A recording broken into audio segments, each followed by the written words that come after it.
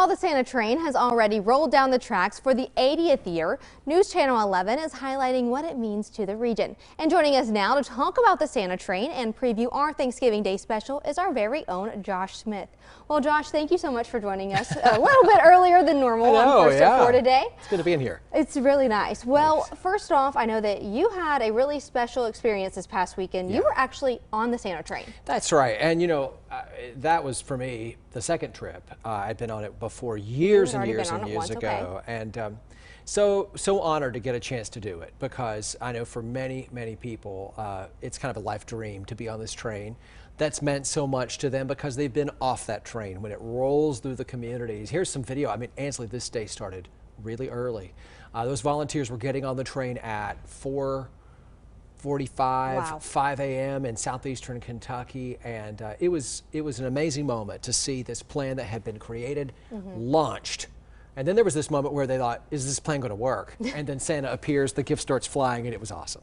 So I know that this obviously, you know, is a one-day event, but it takes several weeks to prepare for this one-day event, and you were a part of all of that. Tell us what it takes to go into the Santa train. Well, you know, this was a weird year. Wait a minute, this was the past weird 3 years. Truth. Because the past 2 were canceled because of the pandemic. And then CSX Railroad, really, which is the backbone of the project. We can't do it without CSX. It's their train, it's their tracks. It's, all of the above. They're the big deal. And they said we can't do it because of labor issues, supply chain issues. It's just not going to work. Remember that back in the summer? And a little bit happening now again. Yeah, it's true. But then CSX gets a new CEO. You're going to meet him in this 1-hour special. Used to be the CEO and the president of Ford Motor Company. Wow. He literally tells this story. You'll hear, they go to dinner. He's just hired, and they're like, yeah, we're bummed. We just had to cancel the Santa train. He goes, Santa train? What's this Santa train? And they're like, yeah, we have a Santa train. It's an 80-year tradition. He's like, and we've canceled it? And they said, yeah, we had to. And he said, we've got to find a way. Literally in a dinner, the thing turned around. And that was in September. So to answer your question about preparation, about 9 to 10 months, basically went into about 2 months. And you just talked a little bit about the history, and so maybe he'll watch some of our special coming up to learn a little bit about it. But it's an 80-year tradition. It is. And you've been on it, like you said, several times before. But let's talk a little bit about that tradition and how we'll learn more Thursday. Well, first, my thanks to the City of Kingsport Archives. That right there, that's Joe Higgins. He was the first Santa on the train in 1943. For 1 year. You know, it was the Santa Claus special for years, and this was something that we sort of got to know more in detail. I always thought that this was done as a way to help people who didn't have a lot for Christmas, and maybe there was a piece of that, but I think in our show, our broadcast, you're going to see that I really think it was about something else. It was about saying thank you. It was about the businessmen in Kingsport in the 1940s knew those folks up in Southwest Virginia, came to town and paid cash for their cars. Coal miners that worked hard for their money. They wanted to thank them. And also it was in the middle of the war.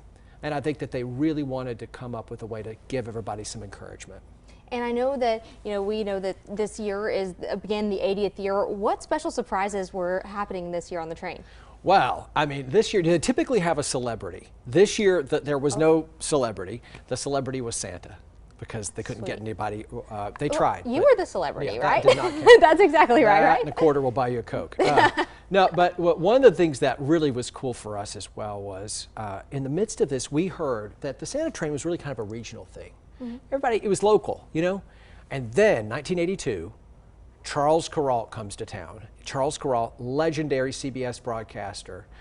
He had this series called the On the Road series.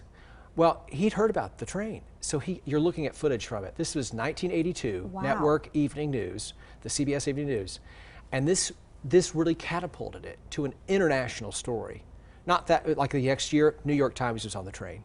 So it really was cool to see how this local thing became huge. International celebration. So we'll show most of that report when you watch it. You'll get to see Charles Kuralt. Well, before we let you go and get ready for our next newscast, tell us a little bit about how we can watch this on Thursday. Okay, Thursday night, 7 p.m. from 7 to 8. It's going to be live on News Channel 11 and on ABC Tri-Cities, streaming over on WJHL.com. I think it's going to live on our website after that. So I hope for you maybe an eye-opening watch to know more about this tradition, which so many love and which almost went away.